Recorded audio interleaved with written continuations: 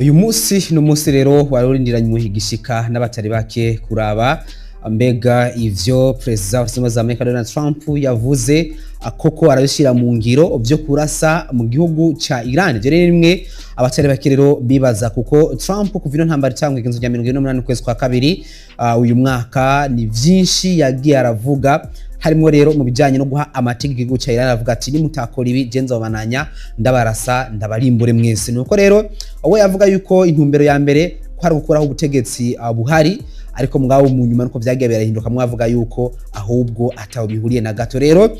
ikijanye rero n'intambara hagati ya Iran isendese na Zunze Amerika, nuko rero intambara babaye barayihagarika. Kumbure n'ikintu nuvuga ngo ciza abatari bake bakunze banashimye nkuko mubona mu rwandiko ariya akaba urwandiko rero rwa President Donald Trump mu kanya tugace tucishamwo amaso kugira ngo turabe ubutumwa Donald Trump yanditse avuga yuko koko hari ivyo baganiriye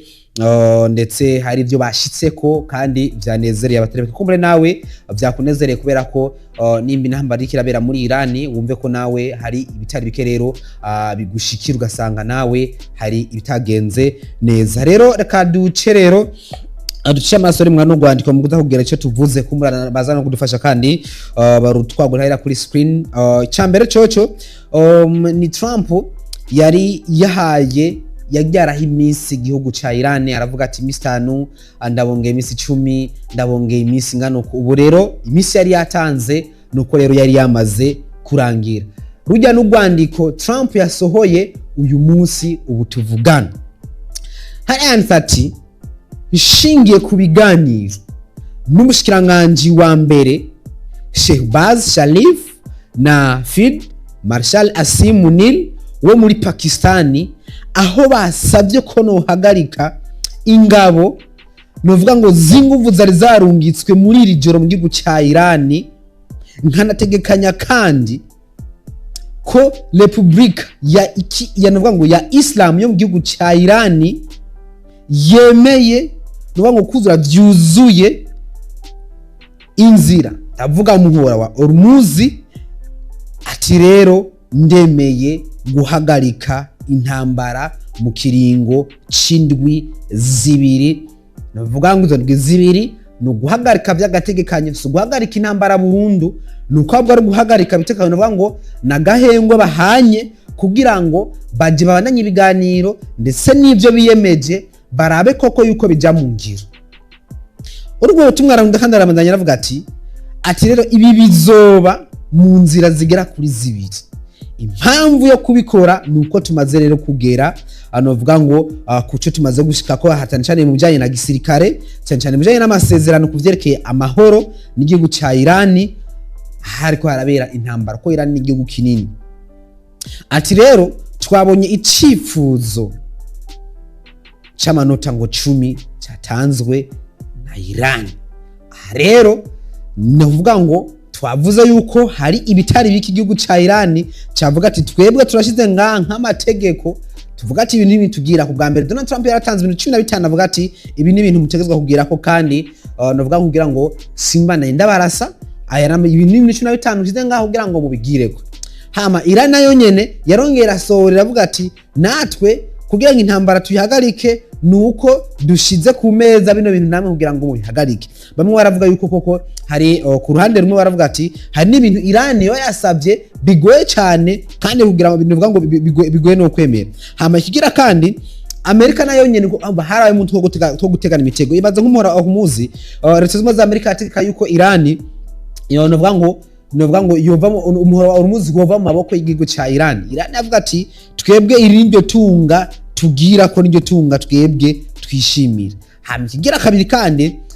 nuko Iran nayo umva umwe yarazana ikibunda kazana Iran nayo kashiteka Zunze Amerika ati nuko namwe muca mukuri ibirindiro bya gisirikare byose aho biri mwa bino bihugu novuga ngo nk'ibibanye by'igihugu ca Iran, biriya bihugu vya Kuwait, za Bahrain, zimwe z'Abarabu, za Qatar, za Kirikati murakora iki gisirikare. Ibi bintu rero ibirindo bya gisirikare n'amasezerano ahari hagati ya Zunze Amerika n'ivyo bihugu kugira ngo barindire umutekano, hama nabo bagende bakorane mu bijanye n'ubutunzi. Ibaze Iran ukushira ico kintu avuga ati ivyo ni bidakunda. Hama ikindi nuvuga ngo Iran kuvuga ngo kuyankira kubandanya bakora novuga ngo ibijanye novuga ngo ibijanye n'ibisasu vya kirimbuzi kuko biri ibintu nabonye navuga ati ibintu navyo nyene muca muhagarika ariko nabonye navuga ati ivyo ni ikintu kidakunda kuko twebwe gukora ibisasu vya kirimbuzi twebwe nta mutekano wanyu tubangamiye mugazi byose ibi bintu byasabwa nande nsubiza bakavuga ati Iran ibintu mu bihe kugira ngo titubandanye tubarasa aha rero kandi turabandanye muri Rwanda turavuga ngo turagaruka rero kubijanye n'amategeko bagiye barahanahana imitego mugabo twumva yuko no munsi bavuze ati turatanze agahengwe tumwe ku mpande zose habaye kumvikana buriya iyo ubonye ibintu bitaragera kure rimwe rimwe urashobora kwifatafata mugabo manje zageze kure rimwe rimwe uragenda ukemera turacabandanya Atotwo turagaruka kuri no Rwanda ati dushingiye ku biganiro twagiranye n'umushikiranganje wa mbere uno Shehbaz Sharif ndetse na Field Marshal Asim Munir wa Pakistan aho rero ngo basabye guhagarika inguvu zo gusambura zarungitswe ngo zanutswe muri joro muri gihugu ca Iran kandi bishingiye kuri Republika y'Islamu ya leta ya Iran hajya gatati yemeye atagisabwe kandi byihuse no kugura umuhora Hormuz igihe cindwi novuga ngo zibiri kuko novuga ngo niko gahengwe bahanye hamikindi ati rero ivyo bizoba ari guhagarika intambara ku mpande zibiri impamvu nuko ngo twamaze gushika ku ntego zose z'igisirikare kandi turi kure cyane y'amasezerano novuga ngo ya nyuma yerekeye amahoro y'igihe kirekire na Iran n'amahoro mu buseruko bwo hagati ati rero twaronse igisabo ndavuga ivyo basabwe na Iran cingingo zigera kuri 10 kivuye muri Iran kandi twizera ko gitanga urufatiro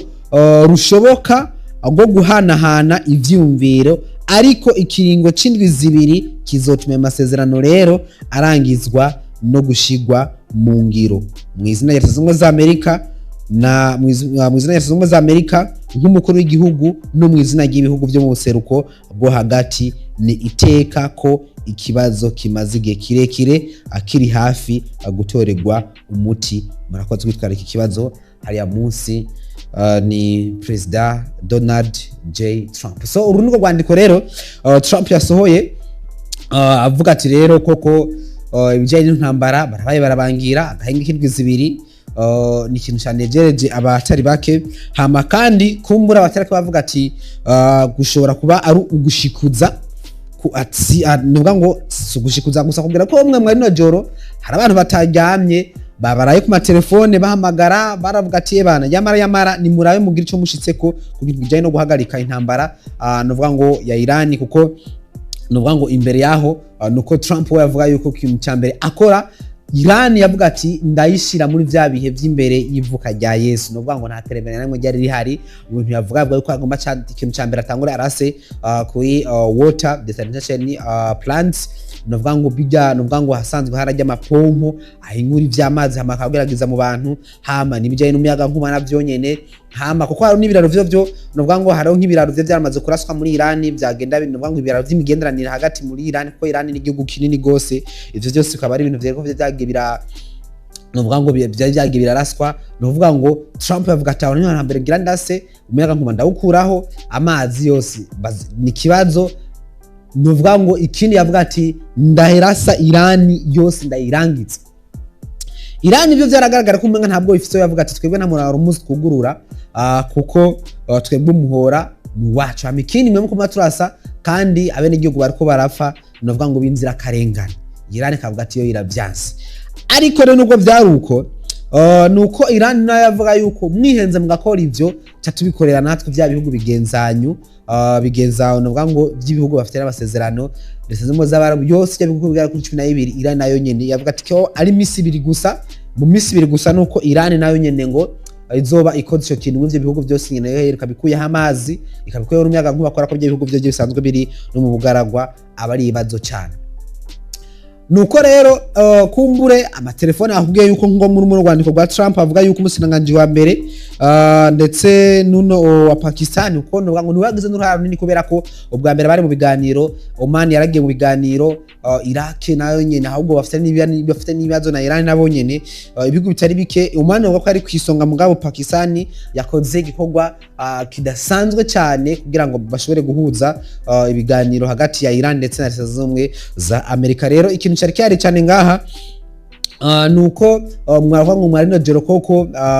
iwacu n'imijoro mugabo hari yaho bwari mu butumwa ngo hari no mu gitondo kwera yari yapanze n'ibiri sambiri z'igitondo zariya abari saa 8 z'ijoro hani wacu ko azobatanguye kurimbura Iran nkuko yari yabivuze. Nuko rero koko icyo gikorwa cyakozwe kidasanzwe. Iran havu iremera yo yaravuga ati twebwe ko Iran bwameye yavuze ko yo n'umuhora Hormuz wugururiwe bande wugururiwe bijya bihugu gusa. Novuga ngo byo byumva yuko bidashikiye intambara ibihugu ubwato amato y'Uburusiya amato y'Abashinwa Ubufaransa bwagiye gukora ku Faransa nabwo bwamaze kumvikanaho cyari ikintu koko bavuga ati twebwe ibyo bihugu turavyemera mugabo novuga ngo ubwato amato y'ijanye n'ibitoro atwaye ibitoro cyangwa ibyandazwa byose afise nani imisezerano na Israel ndetse na zimwe za Amerika yoyo nuko bo batari bemewe kuaca. Ikindi kandi nuko mwamuno bucagu nyene ushima ko rero ngo ibintu vyanuba ngo vyari vyakaze. Nuko Trump koko ivyavuze koko yari kubikora kuko babwira yuko hari indege z'intambara zamaze kurunkwa hafi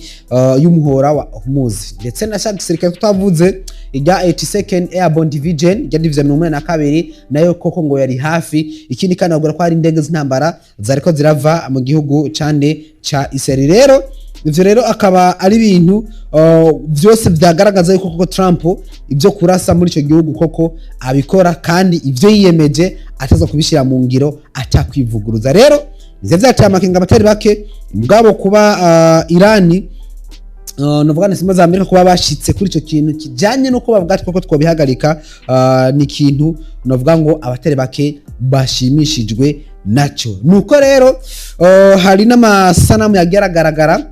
novuga ngo hari nka sanamu yagaragaye y'abagore bagera ku 2,000 bari bavuye ahitwa Kasvin muri ico gihugu ca Iran. Novuga ngo ni abantu bavuga ngo ni ku gatumba ngo ni gatuma mugabo n'abantu bavuye hagati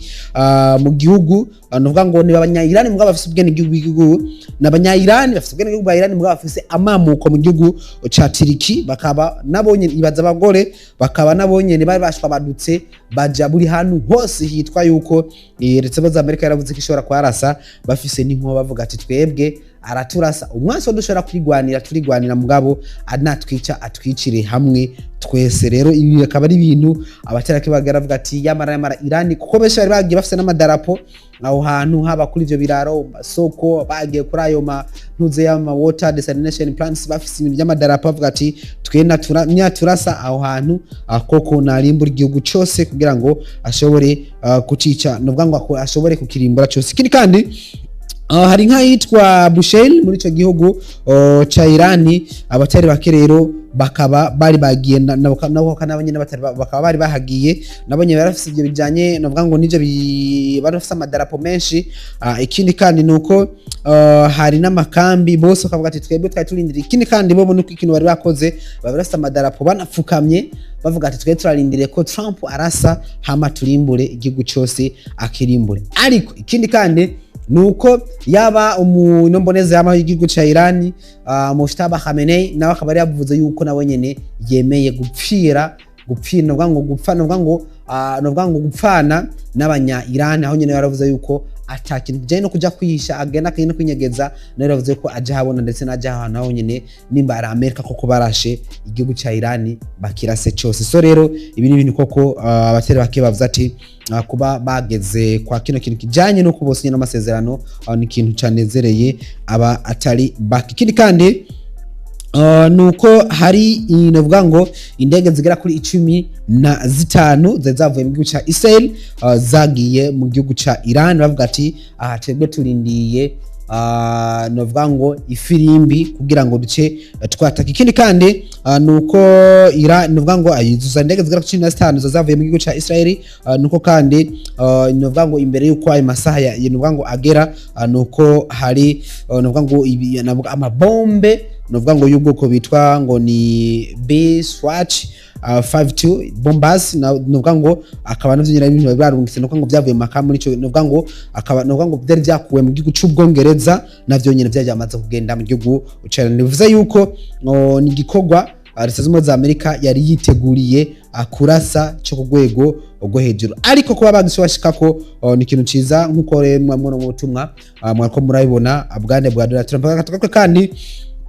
ku butumwa nabwo nyene bwavuye muri Irani nabwo nyene buvyemeza, kubera ko umuntu ashobora kumva ati ko turabona Irani yabitangaje mugabo ati nako Leta z'Ubumwe za Amerika Trump ati kumbure Irani nayo ibivuga ko ikibazo no gufasha, ndetse ndetse nuko gwandiko nabwo nyene ndetse ni n'ugwandiko rwaciye ruca ku biro by'umukuru wa Leta z'Ubumwe za Amerika, navuga ngo ku biro by'umukuru w'igihugu ndavuga the White House. Aha turabona abanza declaration officielle de l'Iran, nuko nabo nyene banditse ugwandiko nabona ni official statement of Iran Tehran 7 April 2026. Ni ubutumwa rero bw'umushikiranganji w'imigenderanire n'andi makungu w'igihugu ca Iran yitwa Abbas Al-Ghashi, nawe nyene yanditse ubutumwa, nawe nyene akaba ubutumwa nawe nyene yagarutse ko ashimagiza nawe nyene yemanga ivyashitswe ko nande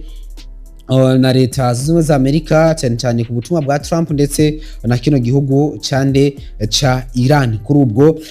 butumwa naho nyene aragaruka avuga yuko koko leta ya Islam y'igihugu ca Iran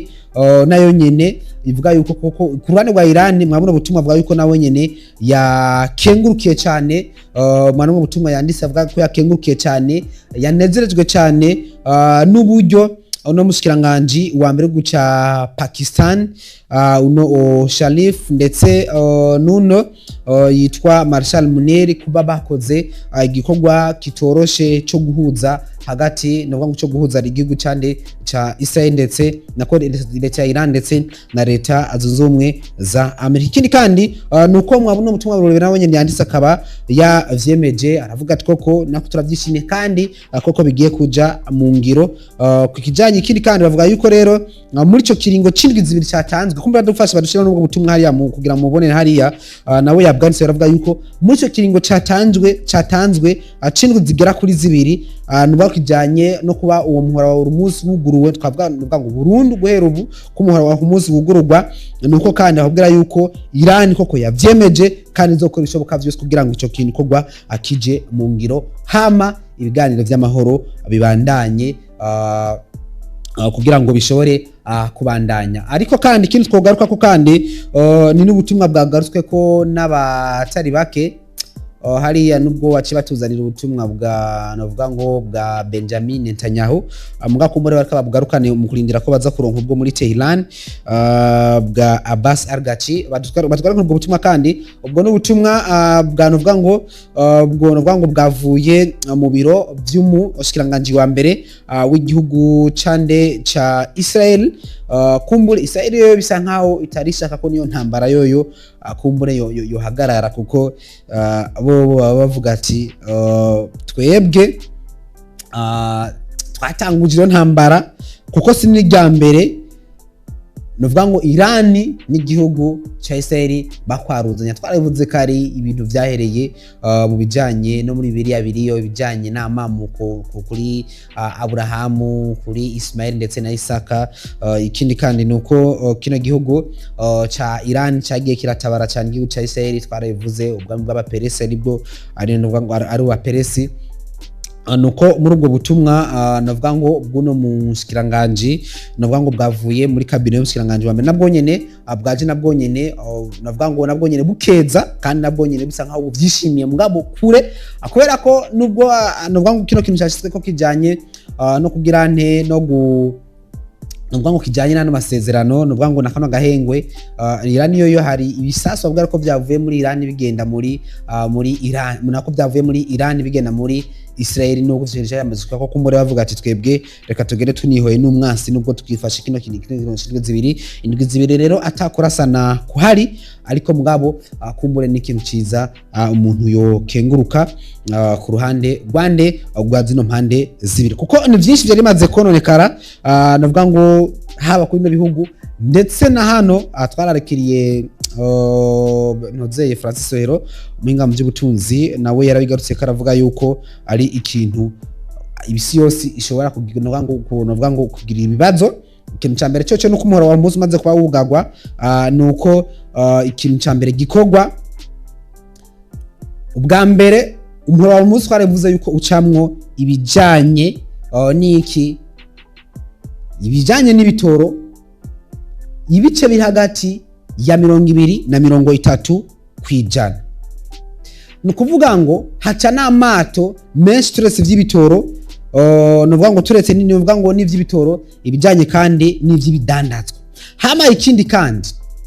nuko hari amasezerano aba hari y'ivyo uko nkarorero hano muri Afrika ibitoro vyinshi akubwira ko byava hariya mu Barabu. Ikindi kandi nuko ugyukara no muri Afrika kuko nta ivyo vijanye n'ibitoro navyo dusanga dutora biva hariya. Nukuvuga kandi mwari mwabonye hatari hake ko ibiciro vye byamaze kuduga. Ubutumwa nubwo bwande nabwo bw'Tehran bw'umushikiranganje w'imigenderanire n'ayandi makungu ubw'igihugu cande ca Iran. Babona hari none ubutumwa kandi navuga ngo na Trump hariya yongeye aranabushirako ndetse bwanamwandikiwe kandi ni n'ubutumwa kandi twakuturagaruka ko nabwo nyene bwo kuza bushimangira bwemeza nabwo nyene uko ivyashitswe koko ataragushana muri bivuze yuko rero ku mpande zose ni ikintu umuntu yokenguruka haba ku ruhande rwa Iran haba ku ruhande rwa Amerika bose bakaba bavyemeranije ubutumwa mwaye murabubona ubwo n'umushikiranganje bw'ayandi makungu bivuze yuko abari ikintu kiza cyo kwishimira ku ruhande rwa Amerika naho nyene mwabonye ubutumwa bwande bwa Trump. So rero nivyo twogaruka ko mugabo ibini nazo twogaruka ko turavuga ku bijanye mu Rwanda nabonye bari badugije ibijanye na essence petrol yari yaduze muri Tanzania bariko barakora ishoboka vyose kugira ngo bashobore kugira amastoke ibigo bitari bike bivuze zinuvuga ngo zari ingaruka z'umuhora wa Hormuz kuba Iran rero mikawugurura ni ikintu vyiza ni ikintu ciza. Ikindi kandi reka citurindira rero BSK habandanya iki reka turindire rero ibijanye n'intambara kumbure nje twogaruka kuri gusa ivyo vyonyene kumbure birahagije mugabo ikindi twogaruka ko nuko Leta za Amerika hari umugwa bashinga amateka ngo utemera unuvuga ngo ibijanye n'intambara. Ikindi gira kabiri rero kirenze ko ivyo nuko ngo rero hari itegeko mu Leta za Amerika yimwe mbwizwa shingiro abashinga amateka bashobora gusinya bakemera ko bashobora gukura umukuru w'igihugu. Aha rero hari abashinga amateka bamaze bagera ku 25 ngo bamaze kwemeza yuko Trump yova ku butegetsi. Hari rero nk'umushinga amateka anavuga ngo yatowe muri leta ya Arizona w'umuganga w'abademokrate we yitwa Yasamim Ansari we amaze kuvyemeza aravuga yuko Trump akwiye kuva ku butegetsi ko babona yuko karashira mu kaga iki Leta za Amerika ndetse n'utuma kandi ashiye kuruga rwa X ariho Twitter ya kera. Bivuze rero ibyino ntambara bishobora gusiga mu kaga ibi nabiriya abana bariya rero kumborereka twigereze ngaho mugabo inatwe cyo twovuga ni gukenguruka twongera tunashima kandi kuba umuhora of Hormuz wuguruwe. Ikindi kandi kuba kugurwa gusa nuko kandi n'agahengwe akindwi zibiri. So rikaba ari big four yacu nubwo inkuru ya mbere twariko turabware kujyanye na kano gahengwe ka Iran ndetse na Leta z'Ubumwe za Amerika. Umva intambara menga nikiri ya Israel ahubwo ni Iran Leta z'Ubumwe za Amerika ariko kitabuza yuko Hezbollah yoyo hariya muri Palestine na muri Liban Israel bobo bagoma bashiranyiko.